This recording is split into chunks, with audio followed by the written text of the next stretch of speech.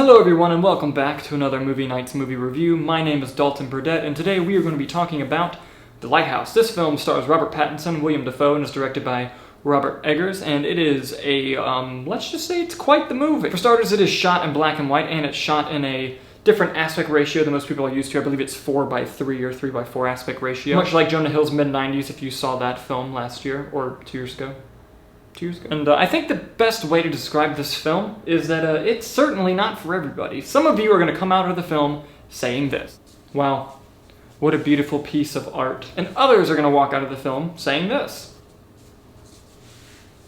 what the fuck was that? And if you're me, you walked out of the film, well, saying both of those things. Let's get some amazing things out of the way first. Robert Pattinson and William Dafoe, oh my goodness. Both of them turn in Oscar-worthy performances, and do not be surprised at all if you see both of their names on the nomination list coming up in February. Secondly, the costume design, production design, cinematography, and direction is just outstanding. You certainly feel as if you are part of this world. This movie is about two men stranded on a lighthouse when their boat, who's supposed to come get them, doesn't seem to be arriving anytime soon. And with the aspect ratio, the film certainly feels claustrophobic as you're watching it, as much as the ominous tone and the filmmaking itself gives off that vibe as well. This film deals with a lot of hallucinations and tripping out moments, and it kind of, some of them disguise themselves as possibly happening, but you kind of have to decide what is real and what isn't, although I think the film gives hints as to what is and what isn't real. If you love Greek mythology, you're going to really love this film because there's a lot of Prometheus stuff,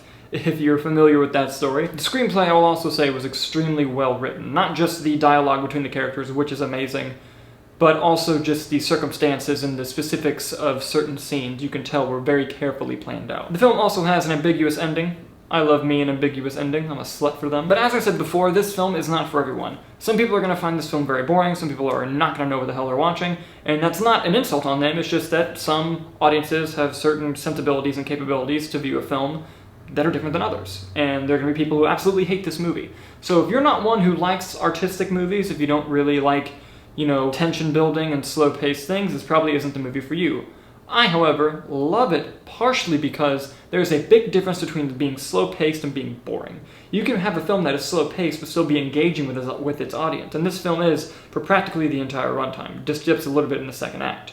So to me, it never felt boring. And as for the negatives, I think it does a little too much in trying to convince the audience of what's real and what's hallucination, and sometimes it really tests even audiences who are used to this kind of movie. And the pacing is superb for the most part, but there are moments in the second act that needed to be cut and moved on, and you could cut out a couple of 2 or 3 minute sequences that had no effect on the film's plot whatsoever. One more great thing though, and probably my favorite aspect about this entire film, is you genuinely don't know who to root for. Both of these characters are flawed and have done horrible things, as you learn throughout the course of the movie.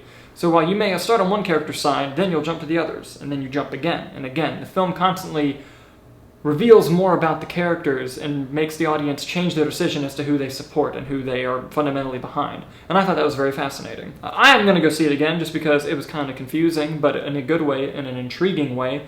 But I also think that it does warrant a second watch, not just out of, you know, curiosity to fully get everything, but also just out of it's very well done.